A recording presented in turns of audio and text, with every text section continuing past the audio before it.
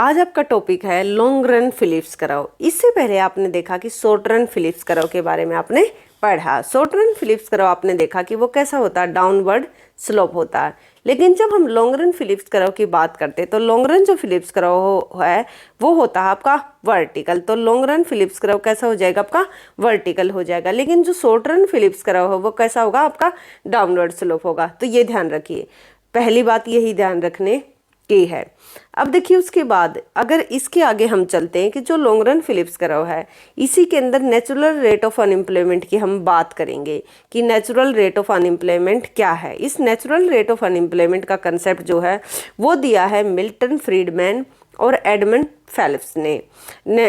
अब आपने देख लिया कि जो फ्रीडमैन है और जो फेलिप्स है उन्होंने NRU natural rate of unemployment का कंसेप्ट दिया है।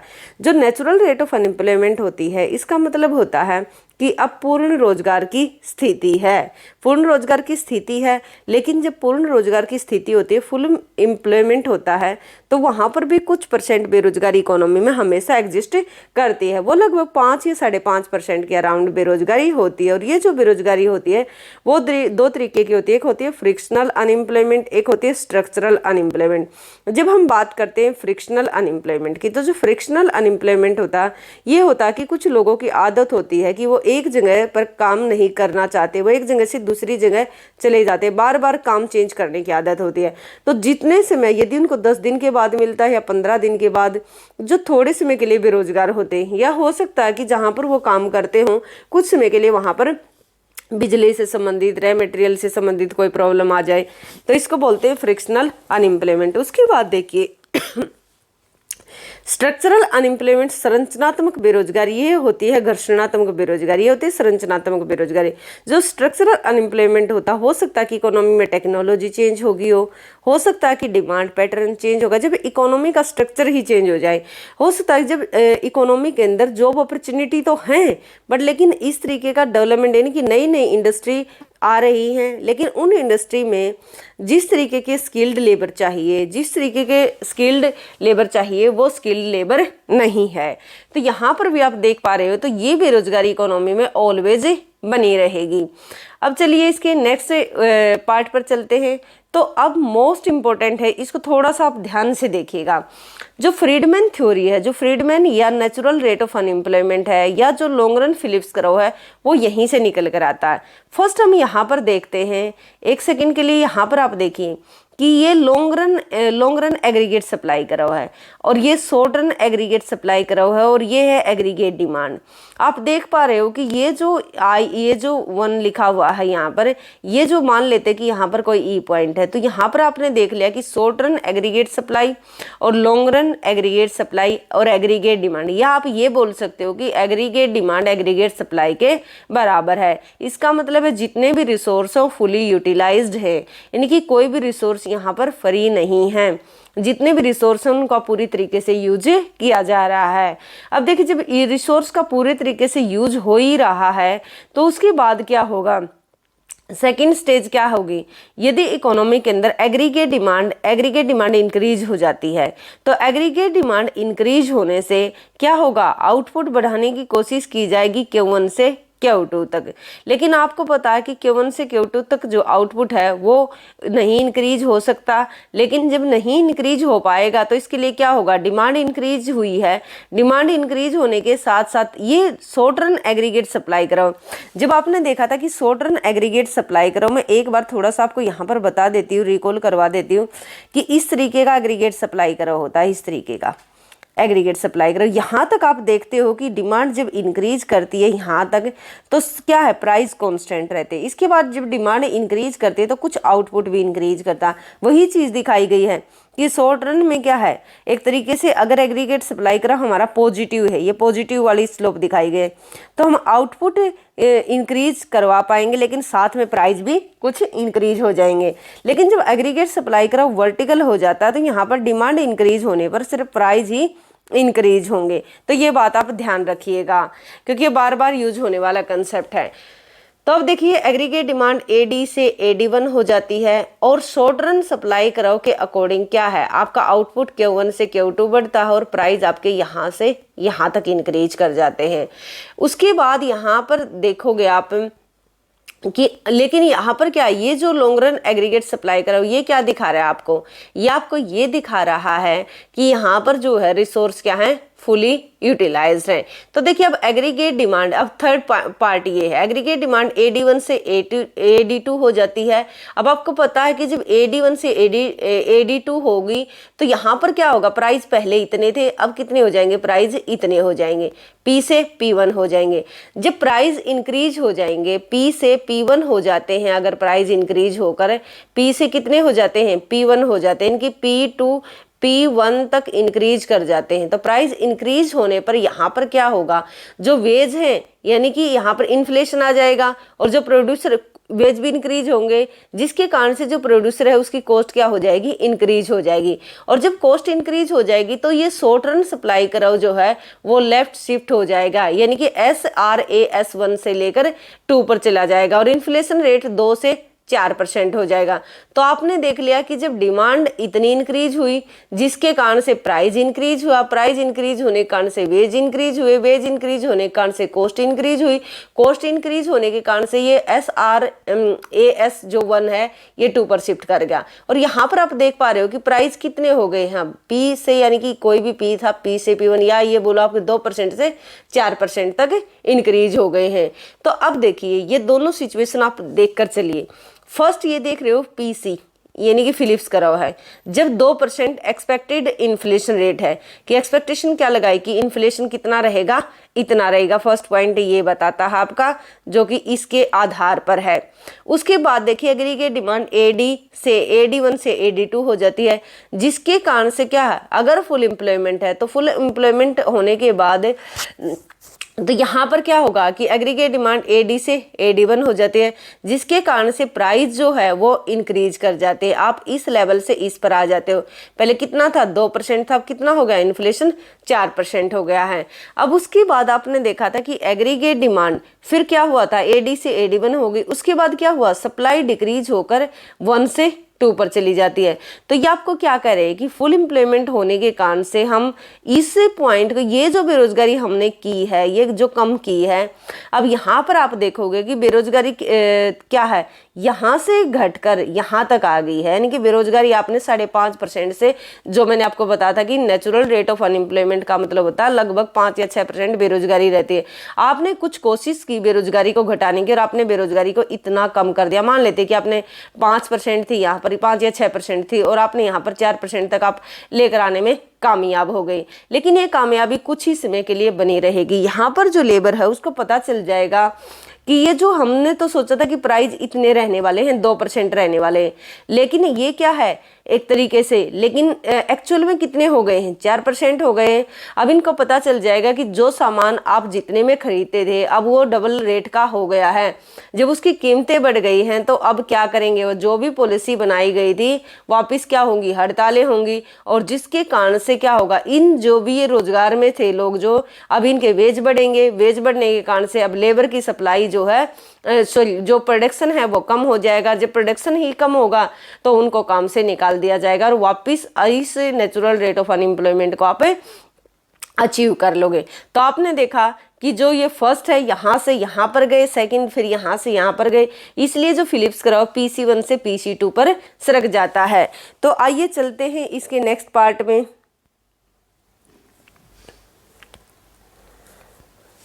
अब देखिए आप, तो आपने यहाँ पर अभी तक क्या देख लिया कि जो लॉन्ग रन फिलिप्स कर्व है, यानी कि जो मिल्टन फ्रीडमैन, एक तो डिमांड पुल इन्फ्लेशन की बात करते हैं, दूसरा कि जो फिलिप्स कर्व है वो स्टैटिक नहीं है, एक्सपेक्टेड इन्फ्लेशन रेट के मतलब आधार पर ही फिलिप्स कर्व क्या करता है, चेंज करता है। लॉन्ग रन फिलिप्स कर्व जो है उसके अंदर इन्फ्लेशन रेट और अनएम्प्लॉयमेंट के बीच में किसी प्रकार का कोई ट्रेड ऑफ नहीं होता। ये ध्यान रखिएगा कि शॉर्ट रन में अनएम्प्लॉयमेंट, यहाँ पर क्या था, अनएम्प्लॉयमेंट था और यहाँ पर क्या था, इन्फ्लेशन रेट था, इन दोनों में ट्रेड ऑफ था। लेकिन लॉन्ग रन में किसी भी प्रकार का कोई ट्रेड ऑफ नहीं होगा। उसके बाद आप देखिए कि जो फ्रीडमैन है उन्होंने क्या कहा है कि जो सबसे ज़्यादा यहाँ पर जो मेन इम्पोर्टेंस क्या है, फ्रीडमैन क्या कहते हैं कि नेचुरल रेट ऑफ अनएम्प्लॉयमेंट यह बेरोजगारी की वह दर है जिस पर अर्थव्यवस्था प्राय अपनी जो स्ट्रक्चरल जो गलतियां हैं उनके कारण से बनी रहती है। अब कैसे बनी रहती है, अब ये आपने देख लिया कि फिलिप्स कराउ, पहले स्टार्टिंग में आपने देखा कि ये फिलिप्स कराउ है, और यहाँ पर जब देखा कि यहाँ पर इतना मान लेते कि 6% अनएम्प्लॉयमेंट है, 2% क्या है यहाँ पर जो है प्राइस है, ये अनएम्प्लॉयमेंट रेट है। अब देखिए अगर बेरोजगारी को इसको घटाकर हम इतना करना चाहते हैं तो इसके लिए हमें क्या करना पड़ेगा, इतनी इन्फ्लेशन को बढ़ाना पड़ेगा 2 से 4% तक। अब ये जब 2 से 4% तक इंक्रीज होगी इसको 2% गिराने के लिए, तो यहाँ पर अब इनको ऐसा लगेगा कि पहले ये ए पॉइंट से कहाँ पर गए, बी पॉइंट पर गए, अब बी से वापस ये कहाँ पर आ जाएंगे, सी पॉइंट पर आ जाएंगे, जिस कारण से जो फिलिप्स कराउ पीसी से PC1 पर शिफ्ट कर जाएगा। और यहाँ पर देखा कि आपने जो अनएम्प्लॉयमेंट है वो तो क्या रहा, कांस्टेंट रहा, लेकिन जो इन्फ्लेशन है वो 2 से 4% इंक्रीज कर गया। उसके बाद देखिए यहाँ पर रियल रेट ऑफ एक्सपेक्टेशन, और एक होती है रियल रेट ऑफ इन्फ्लेशन, एक होती है एक्सपेक्टेड रेट ऑफ इन्फ्लेशन, एक होता है रियल इन्फ्लेशन, एक है एक्सपेक्टेड इन्फ्लेशन। इन दोनों में जब तक डिफरेंस रहेगा तब तक ही फिलिप्स कराउ डाउनवर्ड स्लोप होगा। अब देखिए रियल रेट ऑफ इंटरेस्ट आपने क्या देखा कि रियल रेट ऑफ इंटरेस्ट कितना था, यहाँ पर देख लिया आपने कितना था कि रियल रेट ऑफ इंटरेस्ट तो था 4%, सॉरी रियल इन्फ्लेशन जो इन्फ्लेशन है कितना 4%, लेकिन जो एक्सपेक्ट कितना किया था कि जो इतनी बेरोजगारी घटने के बाद भी कितना रहेगा, वो 2% रहेगा। तो आपने देखा है कि आपका जो एक्चुअल होता है वो हमेशा आगे रहेगा जो एक्सपेक्टेड है, यानी कि एक्चुअल में जो इन्फ्लेशन रेट है वो ज़्यादा रहेगा रियल से, यानी कि दोबारा सुनो, मैंने आपको ये बोला है कि आपने क्या था कि आपने सोचा था कि एक्सपेक्टेड जो इन्फ्लेशन रेट है, आपकी एक्सपेक्टेशन थी कि 2% रहेगा, लेकिन एक्चुअल में कितना रहा 4%। तो अब देखो एक्चुअल ज़्यादा रहेगा आपके एक्सपेक्टेड इन्फ्लेशन रेट से, ये ध्यान रखिएगा। अब उसके बाद आप देखिए कि जो फिलिप्स कराउ आपने देख लिया कि शिफ्ट किस तरीके से करता है। अगर गवर्नमेंट इस तरह की कोई पॉलिसी अपनाती है, जैसे कि चुनाव होते हैं, तो चुनाव के दौरान क्या होता है, गवर्नमेंट इस तरीके की भाषण देती है या मतलब इस तरीके की पॉलिसी लेकर आने की कोशिश करती है कि आने वाले समय में बेरोजगारी की दर को कम कर दिया जाएगा। अगर वो बेरोजगारी की दर यहाँ पर कम करने की कोशिश करती है तो उसका इफेक्ट ये पड़ेगा कि लोगों की जो पॉकेट मनी है, यानी कि जो खरीदने की क्षमता है वो कम हो जाएगी। इसलिए क्या होगी, इकोनॉमी में हड़तालें होंगी, और हड़तालें होंगी उनके वेज रेट बढ़ेंगे, क्योंकि अब वो जितना उनके पास सैलरी आ रही है, ज़्यादा लोगों को रोजगार देने की वजह से वो उतना नहीं खरीद पा रहे हैं, इसलिए उनको ज़्यादा वेज देने पड़ेंगे। अब देखिए ये इंपॉर्टेंट है कि लॉन्ग रन जो फिलिप्स कराउ है, लॉन्ग रन फिलिप्स कराउ, अकॉर्डिंग टू फ्रीडमैन फिलिप्स कराउ इज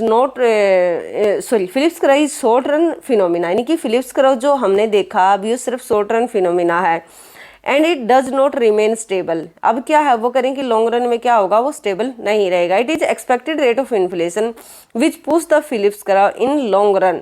तो वो करें कि एक्सपेक्टेड रेट ऑफ इन्फ्लेशन जो है, एक्सपेक्टेड रेट ऑफ इन्फ्लेशन क्या करता है, फिलिप्स कराउ को लॉन्ग रन में पुश करता है। अकॉर्डिंग टू हिम फिलिप्स कराउ इज नॉट स्टैटिक, यानी कि लॉन्ग रन में वो क्या रहेगा, स्टैटिक नहीं रहेगा जैसे शॉर्ट रन में था। Long run there is no trade off, मैंने आपको ये बता दी सारी बातें कि जो लॉन्ग रन है उसमें किसी प्रकार का इन्फ्लेशन और एम्प्लॉयमेंट में कोई ट्रेड ऑफ नहीं होगा।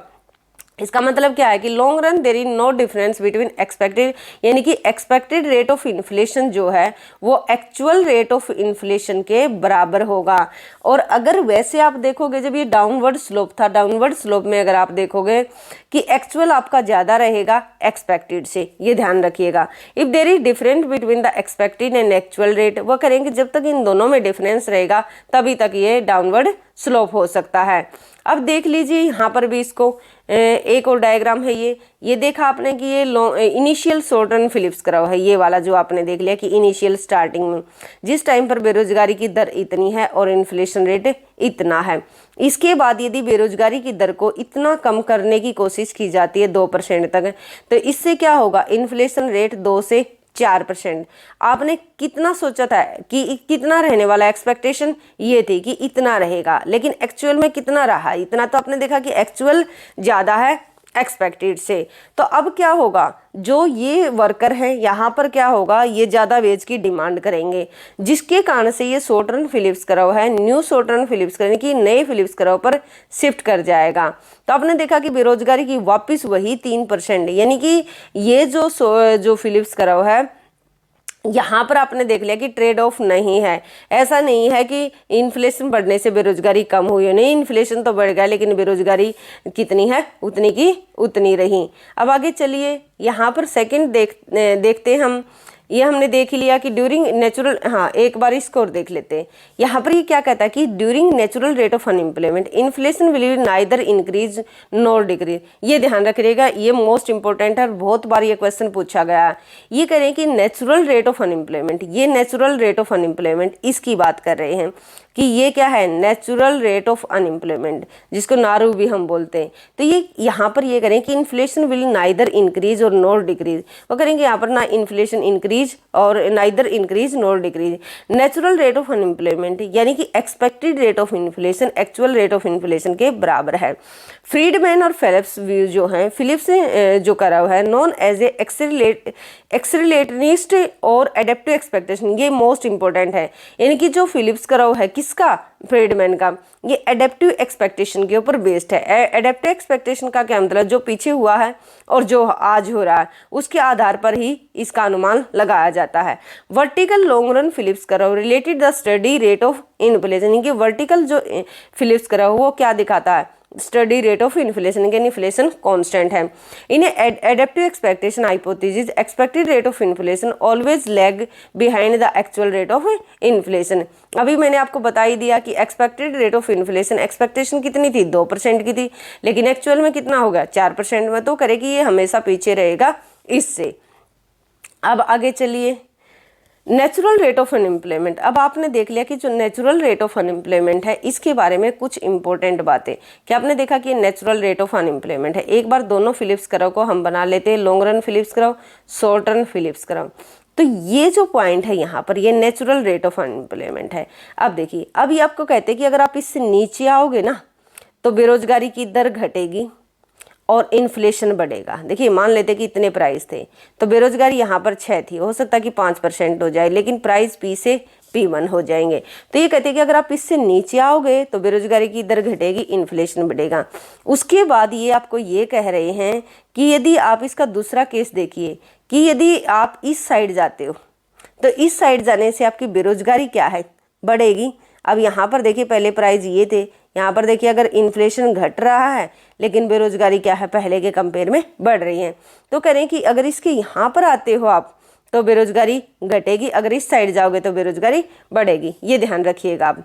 अब देखिए, यहाँ पर वही बात बताई गई है कि theory also known as a non accelerating inflation rate unemployment, इनकी NAIRU जो है ये क्या दिखा रही है कि नॉन एक्सेलरेटिंग इन्फ्लेशन। यहाँ पर जब नारू की कंडीशन आप प्राप्त कर लेते हो, सिचुएशन आ जाती है, तो वहाँ पर इन्फ्लेशन रेट क्या जो एक्सेलरेट नहीं करेगी। NAIRU theory was developed by economics Friedman and Phillips. अब देखिए, जो नारू की कंडीशन है क्या दिखाती है कि when unemployment is below the natural rate inflation will accelerate. ये क्या करें कि अगर आप इससे नीचे आते हो, इससे नीचे आते हो यहाँ पर, तो करें कि इन्फ्लेशन आपका बढ़ने वाला है और बेरोजगारी घटने वाली है। दूसरा क्या करें कि unemployment is above the natural rate, तो करें कि अगर आप इस साइड जाते हो तो इसके बाद क्या होगा, इसके ऊपर जाते हो। अब ये नेचुरल रेट है, नेचुरल रेट ऑफ अनएम्प्लॉयमेंट, अगर इसके ऊपर जाते हो तो इन्फ्लेशन तो कम होगा लेकिन बेरोजगारी बढ़ेगी। और इसके ऊपर क्या है कि when unemployment is equal to the natural rate inflation stable non accelerating. ये इंपॉर्टेंट है, मोस्ट इंपॉर्टेंट है, ये ध्यान रखिएगा आप। आई होप कि यहाँ तक आपको सारी चीजें क्लियर हो गई होंगी। तो यहाँ पर वही क्वेश्चन है, आपने इसको कर ही लिया है। ये क्या दिखा रहा है कि ये लॉन्ग रन फिलिप्स करा हुआ, स्टार्टिंग में क्या आई है, 6% अनएम्प्लॉयमेंट है। यदि यहाँ पर गवर्नमेंट इस कोई भी पॉलिसी अपनाती है जिसके कारण से बेरोजगारी को अगर हम कम करने की कोशिश करते हैं तो हम A नोट से A1 पर हम पहुँच जाते हैं। इन्फ्लेशन 5 से 7% हो जाता है। उसके बाद देखिए, लेकिन जैसे ही इन वर्कर को समझ में आता तो समझ में आने के बाद जो है ये वापस क्या है, अपने वेज रेट इंक्रीज करवाएंगे, जिसके कारण से लेबर की डिमांड घटेगी और वापस इतनी बेरोजगारी हो जाएगी। उसके बाद फिर ये क्या करें कि ये 5% है, यहाँ पर 7% हो जाएगा। उसके बाद देखोगे अगर इसी तरीके की सिचुएशन होगी फिर B1 पर जाएंगे, फिर C नोट पर जाएंगे, तो ये सिचुएशन इसी तरीके से चलती रहेगी।